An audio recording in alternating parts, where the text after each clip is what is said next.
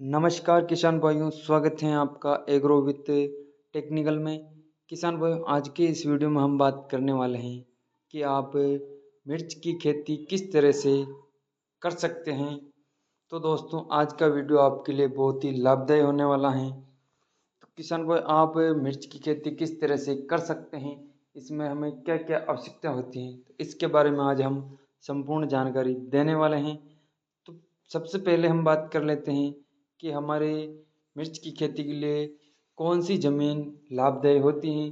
तो मिर्च हल्की से भारी हर तरह की मिट्टी में उगाई जा सकती है। अच्छे विकास के लिए हल्की उपजाऊ और पानी के अच्छे निकास वाली ज़मीन जिसमें नमी हो, इसके लिए अनुकूल होती हैं। हल्की ज़मीनें भारी ज़मीनों के मुकाबले अच्छी क्वालिटी की पैदावार देती हैं। मिर्च के अच्छे विकास के लिए ज़मीन की पीएच मान 6 से 7 होनी चाहिए। कौन कौन सी वैरायटी हमें किसान भाइयों मिर्च की बोनी चाहिए, तो पहली जो क्वालिटी आती है CH1, ये किस्म PAU लुधियाना द्वारा बनाई गई है। ये दरियामाना कद वाली किस्म है। इसका फल दरमियाने आकार और हल्के हरे रंग का होता है, जो पकने के बाद गहरे लाल रंग का हो जाता है। इस किस्म का फल बहुत कड़वा और आकर्षक होता है। ये किस्म गलन रोग को सहन योग्य होती है। इसकी औसतन पैदावार 95 से 100 क्विंटल प्रति एकड़ के हिसाब से निकलती हैं। अब बात करते हैं किसान भाइयों कि हमारी जब भी हमें मिर्च की खेती करें तो हमारे ज़मीन को किस तरह से तैयार करना चाहिए। तो खेत को तैयार करने के लिए 2 से 3 बार जुताई करें और प्रत्येक जुताई के बाद कंकड़ों को तोड़े और बिजाई से 15 से 20 दिन पहले रोड़ी यानी कि गोबर खाद 150 से 200 क्विंटल प्रति एकड़ डालकर मिट्टी में अच्छी तरह मिला दे। खेत में 60 सेंटीमीटर के फासले पर मेड़ और खालियां बनाएं। एजोसोपिरियल 800 ग्राम प्रति एकड़ और फास्फोबैक्टीरिया 800 ग्राम प्रति एकड़ को रोड़ी यानी कि गोबर खाद में मिलाकर खेत में डालें। ध्यान ये रखना है किसान भाइयों आपको, टमाटर और मिर्च की खेती एक ही या नज़दीकी वाले खेत में ना करें, क्योंकि दोनों की बीमारियां एक जैसी होती और इस कारण एंथ्रेक्नोज और बैक्टीरिया वाली बीमारियों के बढ़ने का खतरा बढ़ जाता है। मिर्च के साथ प्याज और धनिया की खेती करने से आमदन में वृद्धि होती है और नदीनों को भी यानी कि रोगों को भी रोका जा सकता है। कीड़ों की रोकथाम के लिए मिर्च के साथ प्याज, लहसुन या मैरीगोल्ड की खेती कर सकते हैं। बात कर लेते हैं किसान भाइयों कि हमको पनीरी की देखरेख और रोपण किस तरह से करना चाहिए। तो पनीरी किस तरह से तैयार करनी चाहिए, तो 1 मीटर चौड़े और आवश्यकता अनुसार लंबे बेड बनाए। कीटाणु रहित कोकोपीट 300 किलो 5 किलो नीम के को मिलाए और 1-1 किलो एजोस्पिरिलियम और फास्फोबैक्टीरिया भी डालें।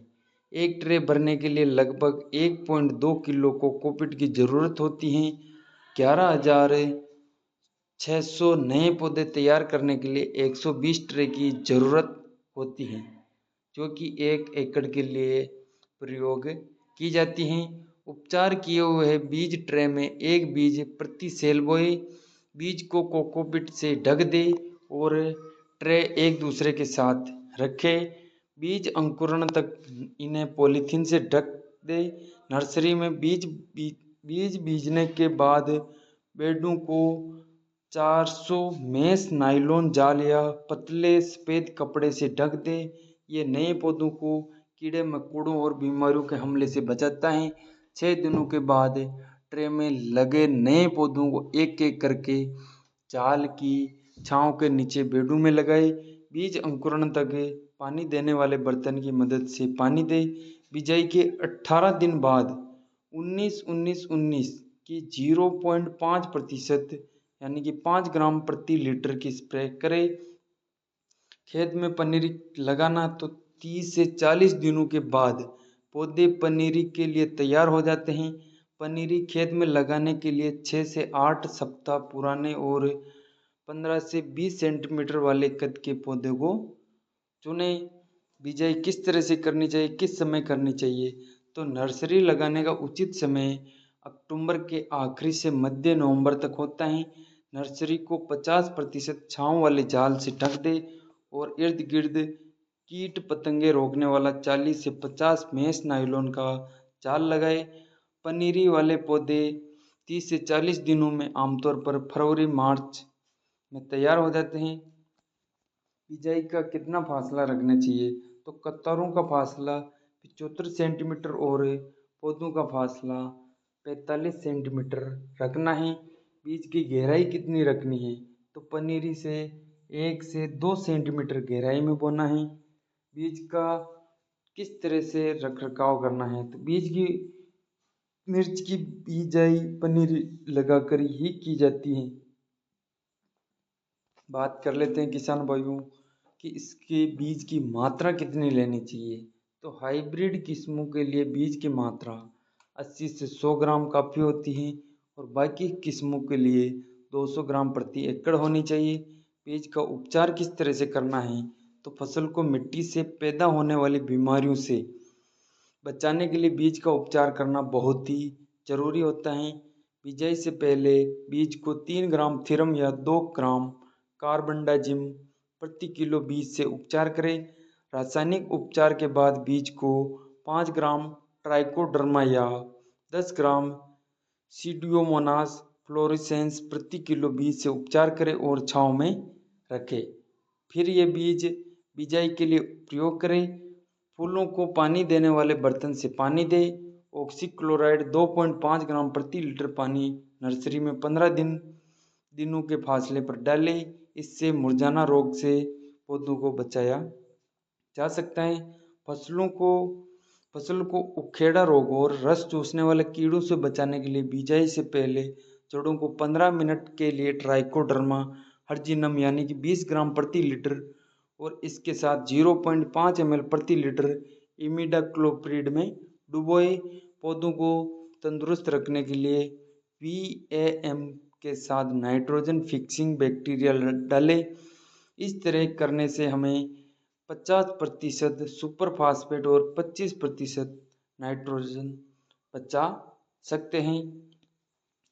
तो बीज खेत का तैयार करने के लिए हमें कौन कौन से खाद को यूज करना चाहिए? तो नाइट्रोजन उसमें 25 किलो प्रति एकड़, उस फास्फोरस 12 किलो यानी कि सिंगल सुपर फास्फेट लेना चाहिए। पोटास हमें 20 किलो प्रति एकड़ के हिसाब से मिलाना चाहिए। नाइट्रोजन की आधी मात्रा, फास्फोरस और पोटास की पूरी मात्रा पनीरी खेत में लगाने के समय डालें। बाकी बची नाइट्रोजन पहली तुड़ाई के बाद डालें। अच्छी पैदावार लेने के लिए टहनियाँ निकलने के बाद 40 से 45 दिनों के बाद मोनो अमोनियम फास्फेट यानी कि 1261 की 75 ग्राम प्रति 15 लीटर पानी की स्प्रे करें। अधिक पैदावार के साथ साथ अधिक तुड़वाई करने के लिए फूल निकलने के समय सल्फर बेंसल्फ यानी कि 10 किलो प्रति एकड़ डालें और कैल्शियम नाइट्रेट 10 ग्राम प्रति लीटर पानी की स्प्रे करें। पानी में घुलनशील खादें कौन कौन सी हैं?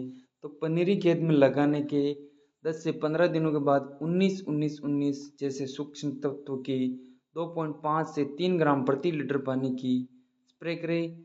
फिर 40 से 45 दिनों के बाद 20% बोरोन 1 ग्राम और सूक्ष्म तत्व 2.5 से 3 ग्राम प्रति लीटर पानी की स्प्रे करें। फूल निकलने के समय 05234 की 4 से 5 ग्राम और सूक्ष्म तत्व यानी कि 2 से 3 ग्राम प्रति लीटर पानी की स्प्रे करें।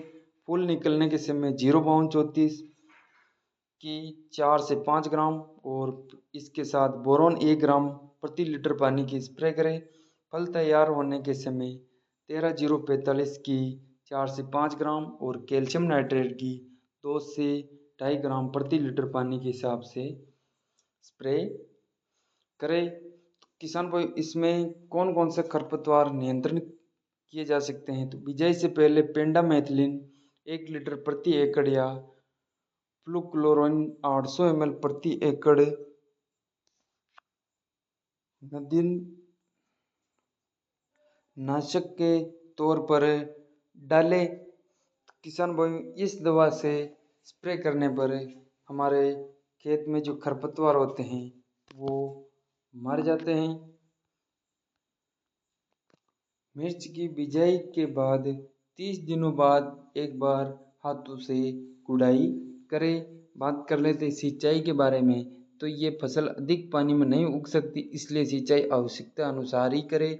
अधिक पानी देने के कारण पौधे के हिस्से लंबे और पतले आकार में बढ़ते हैं और फूल गिरने लगते हैं।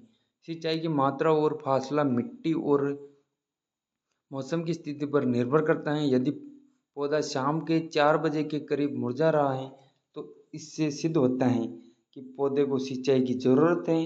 फूल निकलने और फल बनने के समय सिंचाई बहुत ज़रूरी है। कभी भी खेत या नर्सरी में पानी खड़ा ना होने दें, इससे फंगस पैदा होने का खतरा बढ़ जाता है। फसल के किसान भाइयों, कौन कौन से कीट लगते हैं, तो मिर्च में जो फल छेदक इल्ली होती है, इसकी सुंडियां फल के पत्ते खाती है, फिर फल में दाखिल होकर पैदावार का भारी नुकसान करती है। प्रभावित फलों और पैदा हुई सुंडियों को इकट्ठा करके नष्ट कर दे। हेलिकोवर्पा, आर्मीगेरा या स्पेडटेरा लिटोरा के लिए फेरोमोन जाल 5 ANSO का प्रति एकड़ लगाए।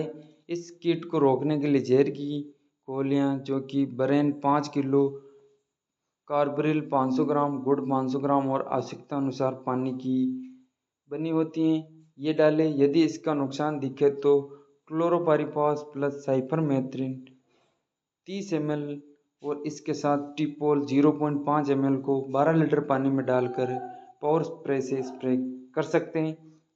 इसके अलावा आप इमाबेक्टिन बेंजोइट 5% SG, जो 4 ग्राम प्रति 10 लीटर पानी, या फ्लुबेंडामाइड 20 WD, इसको आप 6 ग्राम को प्रति 10 लीटर पानी में डालकर स्प्रे कर सकते हैं। और अलग अलग फंगस की अलग अलग दवाइयाँ आती हैं, उसको आप छिड़काव कर सकते हैं। तो किसान भाई, आपको ये जानकारी कैसी लगी हमें कमेंट में ज़रूर बताइए। और ऐसे ही खेती बाड़ी से जुड़ी जानकारियों के वीडियो देखने के लिए आप हमारा YouTube channel agro with technical को सब्सक्राइब कर सकते हैं। धन्यवाद।